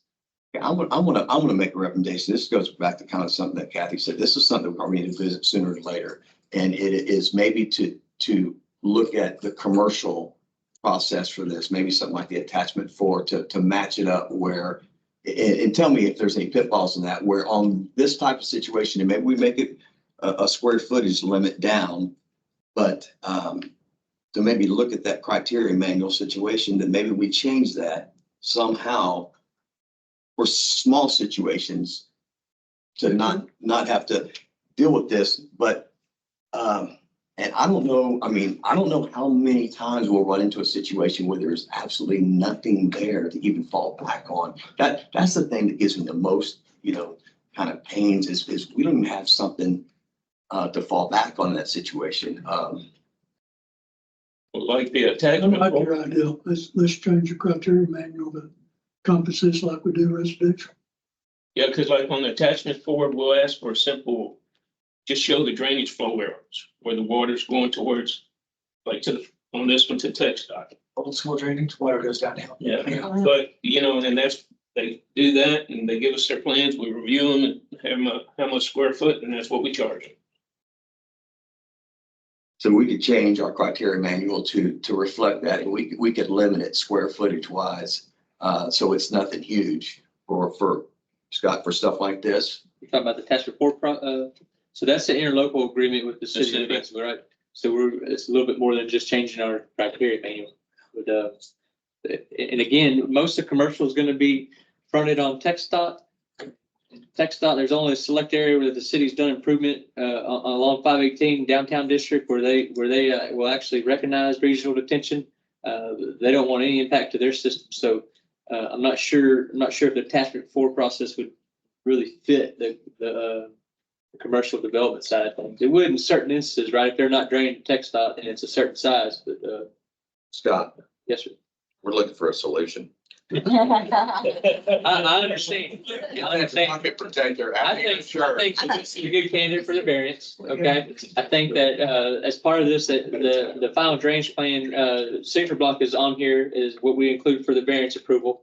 That could go in the record in the district's record. It has a district ID already, so we could understand why what we have and we could follow it.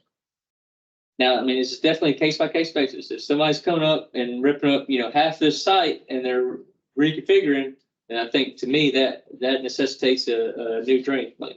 Well, like Jason said, this is where we're in our money right here. Yeah, the variance. That's what we're here for. And one decision isn't precedence. No, that's what I was going to say. That even if we bend on this one public, that doesn't mean it has any bearing on what I want to make sure y'all understand that. No, we're not That doesn't mean any bearing in any deliberations change. It might get, I don't think this is the right way to go forward all the time, not even close. I think we need to review some of this stuff and have, is there any way, Scott, that you can do anything for the district?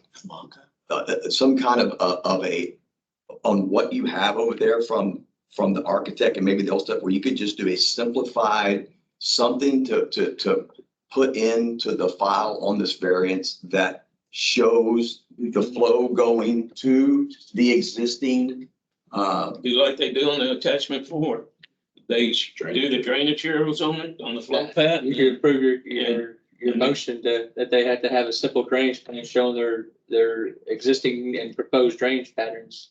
That way it shows that they're not impacting Jason. okay, so Not changing it. yeah, I want to amend the motion where they have to show the drainage flow and existing patterns of it going to the existing outfall right now, so there is no change. And with that, and I hope it's okay with you, David, with our careful deliberations and with not setting a precedence going forward for anything and having any guarantees, I'll make a motion that we, with that caveat, in the next 2 weeks, It'll be Monday morning. that with Scott's approval, running that by us, that we approve the variance for this particular, oh my God, for this particular site. That's my motion. A motion to approve. Do I have a second? Second. Go ahead, Kathy, real quick. Just to clarify, did you get an answer to that question about what the ordering was? Yes. What's being done and then what's being, are you tearing up the impervious cover and then putting in new? Yes. It probably needs to be a caveat on the variance if they remove the impervious cover before they replace it. Okay, so I'll amend the motion that they remove the impervious cover Or placing it. Prior to. before replacing it. And I can show phases on the plan, And you- phase line removal. Show the removal, show what you're doing, and then show the simple drainage plan. Scott, is that everything Yes, sir. before we vote? Yes, sir. So I'm amending the motion that they show the removal before the replacement along with the simple drainage plan. They get that to Scott here within at least 2 weeks. Yeah. Before, It must occur before. yeah, just 2 weeks from today. That's a caveat to approving the variance for Jeter. Do I have a second on that one? Yes. Second? All those in favor? Aye. Aye. Opposed? And that was painful. Good solution. Good solution, I think. That was, that's a great, that was a forward solution. That's great. I appreciate y'all's input on that, because we want to be responsible as we can be, but we don't want to be punitive to these businesses. I'm against that big time, but thank y'all for working with me on that. Drainage presentation by Samantha with Cape Breeze.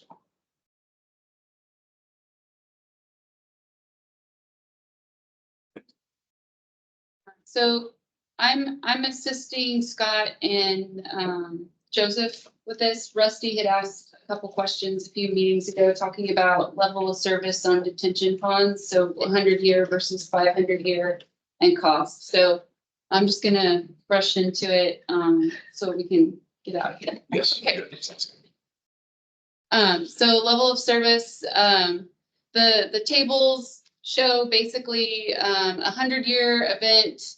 It doesn't happen once every 100 years. And the diagram on the right, if you live in a home over a 30-year time span, there's a 26% chance that your home is going to so yeah, there's a 26% chance over a 30-year mortgage your home will flood. Over a lifetime, there's a 55% chance, and then there's actually a 14% chance that your home will flood. 14% chance your home will flood twice over an average lifetime. So when we do H&H design, hydrology, and hydraulics, we refer to level of service as a design storm. So if we're designing for a 100-year event, that's the 100-year design storm, or the 1% flood frequency storm. Okay, so this presentation is primarily talking about offline detention ponds. I'm going to get into offline detention ponds because the Friendswood Regional Stormwater Detention Pond that is being built up at the northern portion of Friendswood, GCCDD is contributing $3 million towards that project. And the questions that Rusty had asked relate to that. So the pictures on the right, just a detention basin has an outlet and an overflow. It doesn't stay wet, it drains. And a retention basin stays wet, it does have an overflow drain, but we're talking about the detention basins. So what happens is you get runoff, it flows into the detention pond, and then small amounts of controlled outflow are released. It changes the timing and the peak of a flood event in a controlled manner. And just there's on-site detention where y'all review plans, residential and development where they build detentions. And then there's regional detention where drainage districts or entities will build larger ponds. And that can be to help with flood reduction or to provide credit to developer projects. So when we're talking about detention ponds, scientists or engineers will refer to hydrographs. And the image on the right, the red line shows, it depicts before there's any development. With the blue line, you're seeing the time versus, sorry, going back here, the time is on the x-axis, the stream discharge is on the y-axis. So the stream discharge is the flow, the outflow. So the red line shows before development. When you have development, the blue line represents what happens. So you will have a lot of runoff and it happens quicker. And when you build a detention pond, the yellow line, that represents when you have an offline detention pond. It cuts down the peak and it adjusts the timing. So yeah, okay. So I'm going to refer to two different studies going forward. One of them is the Lower Clear Creek and Dickinson Bayou study. This was a study done back in 2021. One of the things that we're working on is trying to get y'all past studies so that they're available to review. I highly recommend you read through this study if you haven't, just so you're familiar with it. They did a conceptual study. They found that along Clear Creek for a 100-year event, they saw peak flow as high as 40,000 CFS, but just a real high level, just doing a real high level view, not project specific. When they reduced the flow by 5,000 CFS, they found that it would take an offline detention pond approximately 3,100 acre feet to reduce that amount of flow. And it's hard to give you an exact water surface elevation that that corresponds to because it changes depending on several characteristics. I'll kind of go into that on the last slide, but just from what I've seen, I would say that that's probably around a one foot reduction in water surface elevation at 3,100 acre feet, or reducing 5,000 CFS from the peak. A 10,000 CFS reduction in peak discharges would require 10,000 acre feet. So just note there, it's not linear. When to double the amount of flow that you're reducing there, you require 3 times the amount of offline detention, and you're going to see that 3 times over and over again when we go into some of the costs on the next slides. I would say that 10,000 CFS, probably local to that pond, you would see up to 3 feet of reduction, but I don't think that that would extend necessarily the whole way. You would probably see closer to 2 feet of reduction, but that's a pretty significant reduction in 7,000 CFS. As a side note, Clear Lake is approximately 10,000 acre feet, just for comparison's sake. So to solve the flooding in Friendswood, we would need at least offline detention with the capacity of Clear Lake or larger. So it's a massive amount of water. This is for the 100-year storm. So the Lower Clear Creek and Dickinson Bayou study looked at the Friendswood Regional Stormwater Detention Basin. And that study, it's called the Friendswood Basin. So this was a very high level study. They didn't do survey. They were just using high level numbers. The study assumed an 80-acre footprint. The study assumed that the whole site was usable, that there were no wetlands or archaeological sites. It looked at a dry bottom detention basin, and it assumed that you could put up to a 1,700 acre foot detention pond at this site. The estimated cost back in 2021 was about $30 million. So just note that that 1,700 acre foot pond in the study showed about a 0.25 foot water surface elevation reduction for the 100-year Atlas 14 storm, which is typically what detention ponds are designed to. Rusty was wondering, well, why don't we design them for 500? Okay, you can go to the next. Good. Just this is just for more information. We would probably never do this project, but they looked at putting a massive pond where the Timber Creek golf courses. Realistically, to acquire that land would probably be insanely expensive, so it's not going to happen. But when you're looking at the size of the available area, they looked at a pond there that was about 4,300 acre feet. They found that it reduced the water surface elevation for the 100-year event about 1.5 feet around the pond. But then heading downstream, it was about a 0.75 water surface elevation reduction, and the estimated construction cost at that time for something this big, just construction, not engineering and environmental, dealing with archaeological impacts, was $130 million. So this is just like to compare. All right, so more, oh, go ahead. Just a side note. I don't think Dan Rucker's opposed to the possibility of using his golf course as a detention, provided it can be integrated into the golf course amenities. Just the being about it. I mean, Samantha, doesn't it, I don't want to interrupt you either, but what Jim's talking about, doesn't that kind of, I know it's not completely dug out and made for detention, but doesn't it kind of serve as overflow and detention now anyway, the way the water? Yeah, so I'm trying to think back to which study it was. There was a study that went in and looked at that, and it is in some respects already operating as an offline detention area. I don't think that negates it from being studied to see if it could be adjusted to contain more capacity. It's something I definitely think should be looked at. Yeah. There's Because I mean, there's no doubt it's not holding the 8 feet you're talking about right now, but there is a calculation. I'm sure somebody did one to show what it holds something, because it was full of water. Yeah, I remember seeing the water like came up from the backside and would just kind of stand in there. Related to the Oxbow.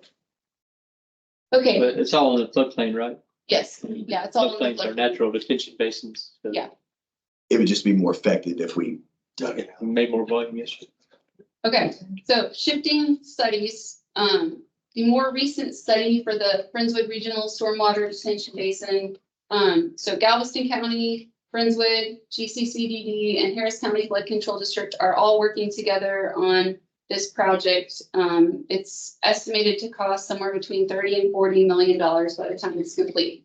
The preliminary engineering report was just finished. The results have not been released to the public, so I can't focus on numbers too much, but we are working on getting a SharePoint set up so that you will have access to whatever files. But in the interlocal agreement, anything that has not been presented to the public cannot be released without Harris County Flood Control District approval. So in light of that, I'm going to keep real high level with numbers. So the preferred alternative is a dry bottom detention basin. Now, when they were studying the site, right now they have several wetland areas shown. We are pushing them to reach out to the Corps to do a jurisdictional determination, because recent legislature, they may not actually be wetlands. So we may be able to use some of that capacity. Additionally, there's an archaeological site there, and we have to avoid it. It's we can't touch it. So that does limit the full footprint. So the preferred alternative right now is a 600-foot dry detention basin. For the 100-year Atlas 14 storm, it reduces the water by 0.35 feet. And for a 500-year storm, it's about 0.3 feet. just the construction cost, not including environmental engineering, all that fun stuff that adds lots to the total cost of the project. They're seeing a $20,000. So I wanted to point out 0.35 feet, even though it's only 600 feet, is more of a reduction in the water surface elevation than when the Lower Clear Creek study looked at a 1,700 acre foot detention basin. So so that's good. You know, we're spending less, potentially spending less money for a smaller basin and getting a pretty significant benefit. Samantha, don't they have some Brazoria County wetland bank mitigation that they're looking at to make this pond get back up to 1,100 acre feet? Yeah, so they are looking into that. It's probably gonna take seven months to a year. Because there's a wetland B area that they don't think is going to be able to be mitigated. That might end up being the only one, but there's everything else. They think they can get it back up to 1,100 Yeah, with the Brazoria County Wetland Bank. right. No, not Brazoria County, it hadn't been set up yet with the Galveston County Wetland Bank. So So it's already in force. another thing though is that Friendswood is and previous board members here were really interested in looking at land owned by Friendswood or GCCDD to build a mitigation bank here. So that as we continue to build additional projects, it might end up being cheaper to build it ourselves than to pay into someone else's mitigation bank. So right now, the mitigation bank is Galveston, not Brazoria counties. The Okay, mitigation bank, in order to work with the Corps of Engineers, has to be in the same watershed. okay, So Missouri wouldn't help us. okay. But there is an existing one for. Yeah, there are existing. Brazoria County is working, Harris County is, I think, working on a site in Brazoria County. That's what I'm talking about. I might be ahead of y'all on this. There's something new coming, and maybe I'm not, but there's something new coming where they're working on something in Brazoria County. That's what Joseph said is what they're working, Okay, to establish that. okay, that's what There's a watershed, but it's in plane right now. yeah, that's what I've heard to jump it up back to 1,100 acre feet, which would be nice. Well, I know they are gonna do, I'm pretty sure they fully understand the message that we want to do everything we can to maximize the footprint. So, Absolutely. and y'all will be attending meetings going forward for this project, and can continue to put pressure on them. I think everyone other than Harris County, well, I'm sure Harris County too, they want everybody to be happy, but they understand we want to maximize the footprint. So as a comparison, alternative 3 in that preliminary engineering report was actually a wet bottom detention pond that looked at at the larger footprint. It was 1,275 acre feet and the cost was 53 million. I'm really just focusing more on the cost here. For alternative 3, that was the biggest one they looked at. It was about a 0.65 foot water surface elevation reduction for a 100-year storm event. Now it's kind of hard to compare a wet detention basin to a dry detention basin because you're not necessarily comparing apples to apples. But I just wanted to point out that between those alternatives, the size was doubled. The cost was 2.65 times more for the 1,275 acre foot pond. And the water surface elevation reduction was 1.5 times as much. You can go ahead. That risk was based Wait, go on back one. the last feedback. Jonathan said that he felt reasonably comfortable they'd be able to get close to 1,100 It's acres. missing. I have tables with costs. That's what I'm hoping. Yeah. Of course, I'm hoping. But that was by using, the mitigation if Wait, Florida approves. try to go in one more because it looks like it's Back? 8. No, forward to 9. It's skipping it. It must be hidden. Yeah, I think it was spent. Okay, well, I had a slide that compared, and y'all will all get a copy of this, but it compared the 100-year and the 500-year. Oh, good, yeah, that's it. Okay, so this is just looking at a 100-year basin versus a 500-year basin, both dry basins, looking at what they would cost. The total cost down at the bottom, the top one includes land acquisition. This is just what I had seen when I was at Friendswood of about $100,000 an acre. And then the bottom cost is without land acquisition. So again, you're seeing it's almost 3 times the cost to go to a 500-year level of design. And again, it's really 3 to 5 times as much to build a 500-year pond. Okay. And that doesn't, as a developer, if you can't get your yield to make the project work fiscally, then it's just not going to happen. So you just Yeah. have to develop it. That's true. Okay, you can just get to the last one. Ready? Yeah. Okay, so again, in summary, it costs about 2.5 times to 5 times more to design a 500-year level of service pond than a 100-year. The costs and benefits are not linear. There's lots of things that go into it. Land acquisition, type of basin, whether it's wet or dry, if it's a gravity or pump system, the soil characteristics, site characteristics, tree mitigation. Certain agencies require tree mitigation for projects. Environmental mitigation can get very expensive. There's a lot of wetland areas along, at least there's a map that you can look at that shows hypothetical wetland areas, and then you have to go in and have the Corps look at them and determine whether they're really wetlands or not. That can get pretty costly. And then archaeological mitigation or avoidance, whether it's in the floodway or in the 100-year floodplain or not in the floodplain. And then one of the last things I wanted to point out was that the proximity to a tidally influenced outfall can really affect offline detention ponds. The further downstream you go on Clear Creek or Dickinson Bayou, they found that the storm surge effects or tidal influence can continue all the way up to Bay Area Boulevard in Friendswood. So for that reason, partially, the detention ponds work better if they're above Bay Area Boulevard or at least IH-45. South of IH-45, they really have minimal impact. So just to keep in mind. Any questions? You're gonna copy it. You're gonna give. Yeah. Scott has a copy of it. I also gave him all the files for the Friendswood Regional Stormwater Detention Basin Project and the rough grading project. And those are on a drive. So y'all should have access to that as well. So we get Derek to give the board, Yes. Make sure.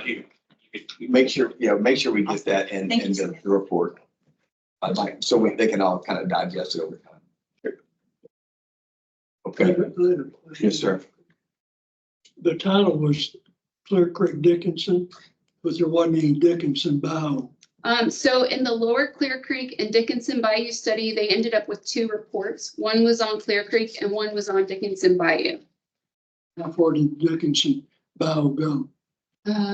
I don't know off the top of my Did it head. include the part? I can get all those. Girl. Yeah, I primarily worked on Clear Creek when I was at Friendswood. Someone told me before that it all the way to Cemetery Road. So could we get a copy of that report? Yes, I can get you a copy. Absolutely. Aside, not an issue, but an opportunity. We heard Gil at Monday's meeting or Tuesday's meeting say that the city would not pay for the master drainage plan for Dickinson Bayou because it was outside the city limits, that we were going to have to pay for it. What I would like to see us do is to take that $400,000 that we committed to the city, renege on it, since they have $600,000 from the government to replace it, and use that $400,000 through our own Dickinson Bayou water flood master plan.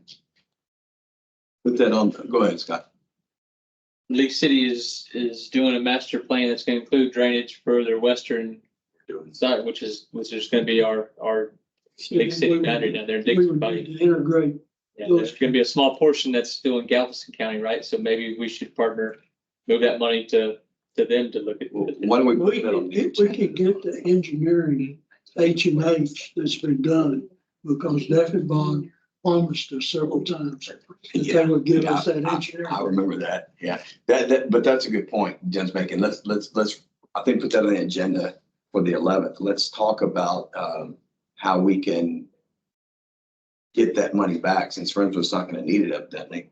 And let's talk about how we're gonna utilize that with what we were talking about with the last, meeting about, when you and I talk about the master drainage plan study incorporating the west side. They're putting a lot of emphasis on that. I talked to Peggy about that yesterday too. So let's talk about, and maybe honestly, maybe we won't spend near much of that money doing that. I mean. Well, one thing I was really excited about the actual master drainage study as a whole is that within the district's boundary is to really put some weight behind our right of way requirements, right? We have those in our manual. It's been my professional life, my whole life. I've had to abide by them. People ask me all the time, you know, where they come from. I don't have a clue. Okay, so I would like to, for whatever we do, you know, have some engineering ideology behind that. You know, those right of way widths, and I would honestly like to see what those widths would need to be if we were going to convey the 100-year developed flow, right? Just so we know the magnitude of those things. Did they ever, do you remember the meeting, Jim, that we had about a year and a half ago? Did they ever identify every easement too? And did they ever do that for you, Joseph, and identify everything where we had access? Yes. They did do that? Yes. Yeah, they did it. Yeah, see, that in a was form that I can't understand because it's on computer. Well, he can't understand it. Yeah, I can understand. I mean, do we have it in a form where we can actually, Like on a paper copy. I mean, or digitally, that makes sense? That- yeah, and so it's just like Google Earth. You would roll in there and you could click on the easement. I mean, the area is so vast that if we, you know, even if we try to put it on that map, you wouldn't be able to see it, right? It'd be zoomed out, and that's what you'd be looking at, right? If we tried to show our easements on the aerial map there of our boundary, you couldn't see it. Okay, those are one of those things. I want the board to understand it, but I want the public to understand it. That's one of those things we're talking about. I want it to be where we can understand it. Sure. Like it belongs. Yeah. No, it's a GIS map like Google Earth. You zoom into wherever and it's gonna bring up the easement. You click on it. So Jen, if we want to go over it, it's not a Yeah, problem. maybe we need a tutorial. Yeah, sure. All right, and let's talk about that. We can word that, but let's talk about what Jim's talking about that $400,000 and how we want to, and Scott, we can talk about how we want to integrate that with we have to make sure that our district in full in the Dickinson Bayou watershed part going down is incorporated into the deal with the city and all of us. However we make that happen. Yes, sir. Okay, can we make sure that that's occurring? Yes, sir. That's important. It may need to be city of Lake City versus city of Friendswood integration on Dickinson. Very possible. But they're moving at a brisk pace over there because I think they want to accommodate the developers. They want more of a regional, holistic view of drainage and detention instead of, you know, the detention ponds in every subdivision section. I think they're gearing up towards that. So I'm interested to be part of that technical advisory committee. Sounds like we can make a contribution to that. All right, board director's report, Mr. Gibson. I appreciate the discussion we've had today. I thought it was a very good meeting. And looking forward to working with y'all. There's a hell of a lot of things they didn't tell me about when I hired on with this outfit. But I love having that input. I guess Kathy's gone, but I have a question. How resistant are our neighbors? Pearland, you know, one of the things we talked about is conveyance. Pearland sends us a bunch of water. Hell, I don't know how far up that goes. Maybe it's Fort Bend sending us water too, but other neighbors. And I guess I'm the kind of guy that if we get resistance from them, you know, I've jokingly said, you know, if they don't want to help us with a problem that they helped create, why don't we just build a dam up there, you know? And I'm just crazy enough to do that. Okay. So I just have a question. Generally, can we find like-minded people that really have an interest in solving the problem. Because it's not just Friendswood's problem. We got a big problem, but Lake City, Dickinson, and Pearland, they all have problems. And also, I saw where the Corps paid for concreting up there in Pearland. Now, how the hell did they get that done, and we can't get that done? So anyway, those are just some questions I'd like y'all to ponder, and at some point in time, I'd like to hear the answer. And if you want to answer it now, it's fine, but I guess how much resistance is there? I'm gonna, I think a lot of people are, it's like you have to go out and show you're educated and you want to make a difference and show that you have something to bring to the table, whether it's benefit for them or funding, and then they're interested. I think Harris County Flood Control District and Friendswood have been good partners, as what has, I mean, Lake City, I think there's more that can continue to happen. I actually just met with someone down at the Corps and found out about a bunch of programs, and she was really excited to have the Colonel come out and do like a one-on-one meeting with you. I haven't seen Friendswood or GCCDD work with the Corps yet, so I think that's going to be some new opportunities. Pearland really wants to see benefit. There are some projects we've looked up there, but they haven't seemed interested yet. But that doesn't mean that enough political support or friendly discussions wouldn't make a difference. So thank you. A good example is the Pearland wastewater treatment plant that they're converting to a lift station up there by the Friendswood Regional Detention Pond. The previous board, gave us direction, go up there and say, hey, Pearland, this is your property that you own. It's in your city limits. Like, we'd love to build you a offline detention pond here, and it's going to be small, but it's something, right? And their response was, we don't want to spend $1, and you do it. Heck yeah, is show us, the benefit, basically how it's going to benefit us. It's so you're $100,000 into a study to see, and it's going to be a minute benefit. It might be a 0.01, 0.05 foot benefit to the water surface elevation. For them to even tell you yes or no. So that's kind of the challenge we have there. I'd like to say one more thing. I'm not anti-development. I'm actually pro-business. But I do think that we got to solve this problem before we just keep adding more concrete, more roofs. I mean, we're exacerbating the problem every week, every month, and I guess. There are people that think Friendswood, well, you got all the money, y'all solved the problem, right? But I don't want to be the sole benefit of this. I think this benefits everybody in the watershed. And I think maybe some of the messaging you do, Rusty, through the media, would help that. And I learned a long time ago that people make these decisions and relationships are important. Anybody I've ever done business with, I usually end up being friends with. And so that doesn't mean I'm gonna, do something special for them, but I think you can come to a common, we got a common problem, we can come to a common solution. So that's all I have. Thank you. Jason? In the spirit of outreach, last night, Director Burkett and I attended a Republican networking event in Lake City. There's an opportunity to shake some hands, get in front of some people, have some smiles, and start working where we can. Robin Armstrong, our commissioner, was there. What we hope is our precinct, the future commissioner 3 is Hank Dewey was there. We spoke with Senator Mays Middleton. So Larry Taylor was there. There was a lot of people there. Get a moment to shake hands, make sure that we're front of mind with them. And that's our job when we're not here. Is like you mentioned, you've got to get in front of people. You've got to have a plan. You have to be educated, and you have to know what speaks to them and what motivates them.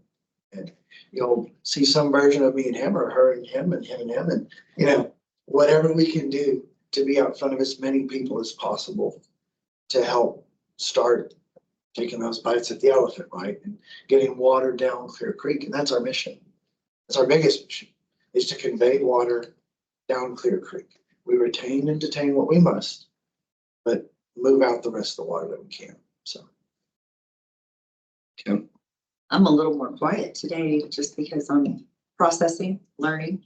I have a question on that League City Dickinson Bayou study that they're gonna be doing. Are they gonna be incorporating anything about the 99 Grand Parkway coming in? Because I've got vested interest in 100%. knowing about that, just because I know that I have some property in Brazoria County that it's gonna be coming in through near, and so as we saw the sign the other day with Joseph, I was like, whoa, wait, the parkway's coming through our district, and so that's, Right to that was, yes, okay, that's good to know. the city of Lake City is definitely looking at that. Okay. As part of they're gonna do the land plan, land use plan as part of this and look at the drainage. It's big. It's not just solely focused on drainage. It's the whole use, how that end of the city develops. So. And then Joseph, thank you again for taking us around on Wednesday and spending that time with us to get us acquainted. Definitely literally getting my feet wet. So thank you. I appreciate it. You know, where you seen it when we were in Western Lake? Mm-hmm. I think they had to dedicate like 300 foot for the Grand Right, Parkway. right. I want to say thank y'all for, sorry for the long meeting. We kind of messed the old with the new here. We passed some historic stuff. I mean, we really did. This is the big meeting up front. It was a very thoughtful meeting in our deliberations about items that are important. Mr. Ives, thank you for coming here. I mean, we are, believe me, pro small business and pro business and not for bureaucratic waste of money. But we do need to, first and foremost, protect the interest of all the citizens and pay our bills and make sure we're always working towards the goal, which is to lower the water level in Friendswood, protecting the 3,000 facilities and not having more flood homes and businesses. That's our job. But I'm proud of the board. I'm proud of the new board. I'm proud of them for their, for going out and learning or asking questions. There's not a dumb question. There's really not, because there's so much to learn. I don't think you can do it if you're on the board for 20 years. And Jim, thanks for bringing information and stuff that you've been around, I've been around, to make sure we carry it forward. Joseph and Scott, it's nice. I mean, we want to make sure that y'all continue to keep us on the rails, what we're doing, even though you have more pressure on you now, Jim. See, that's your fault. You put more pressure on Scott now. We changed the rules and you just bore the pressure down on him. But we think you'll do a fine job of making sure, keeping us square and getting us plans and items that we haven't missed anything. And if we can catch something, I guess that'll be good. We can catch something every once in a while. You would tally. Yeah, we can celebrate it. Yeah, we can celebrate. I'll put a mark up there every time we catch something. But anyway, I know I need to get to, and I'll do it next time, I need to get to the, we're going to hold everything the same right now on the Clear Creek watershed with Jim and the 59 stuff, but I'll get to, with Joseph, I'll get to where we're going to have, I'm going to have Jason go to League City, and Kim is going to do some Dickinson Bayou watershed stuff that I was doing, but I will get those formally laid out and get them to y'all, and Joseph can distribute them by email. But again, I appreciate y'all. I appreciate y'all's input, y'all. It's very nice. And thank y'all for staying around, and we will see y'all June 11th. Is that correct? Yes. Motion to adjourn. Seconded. Right. Both. Yep. See, I have a couple directors that found the variance, they saw facility in there. Are you doing Eric Place?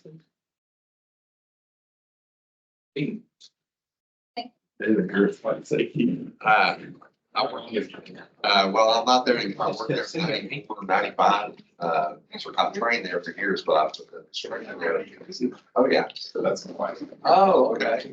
Yeah, you know, that was a great place to work for. I had to leave, go play. I'll just need to get signals. Tired. Tired. Still